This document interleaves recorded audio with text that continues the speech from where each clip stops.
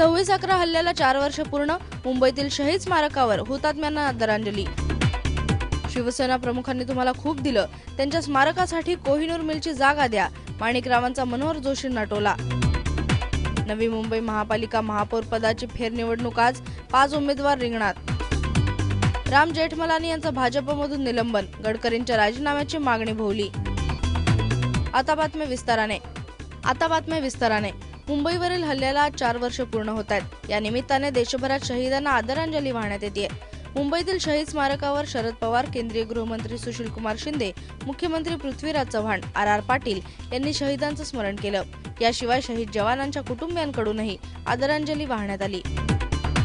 26/11च्या हुतात्म्यांना श्रद्धांजली वाहण्यासाठी ठाणे ते आझाद मैदान अशी सायकल रॅलीचं आयोजन करण्यात आलंय. पेडल फॉर पीस या रॅलीत मुंबई आणि ठाण्यातील 75 सायकल स्वार 45 किलोमीटर सायकल चालवत आझाद मैदानात हुतात्म्यांना श्रद्धांजली वाहणार आहेत. शिवसेना प्रमुखांनी तुम्हाला खूप दिलं, आता त्यांच्या स्मारकासाठी कोहिनूर मिलची जागा द्या, असा टोला काँग्रेसचे प्रदेशाध्यक्ष माणिकराव ठाकरे यांनी मनोहर जोशींना लगावलाय.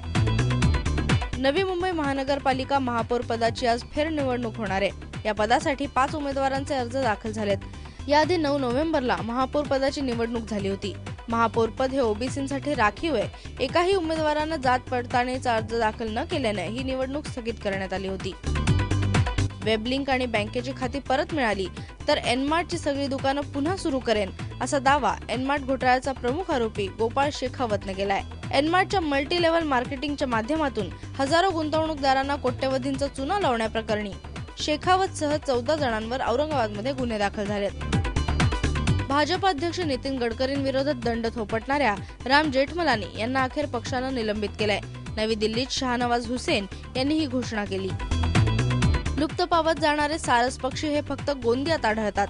त्यामुळे गोंदियात विदर्भ पक्षी मित्र संमेलनाचं आयोजन केलं गेलंय. यात तब्बल 100 पक्षी मित्र एकत्र आलेत.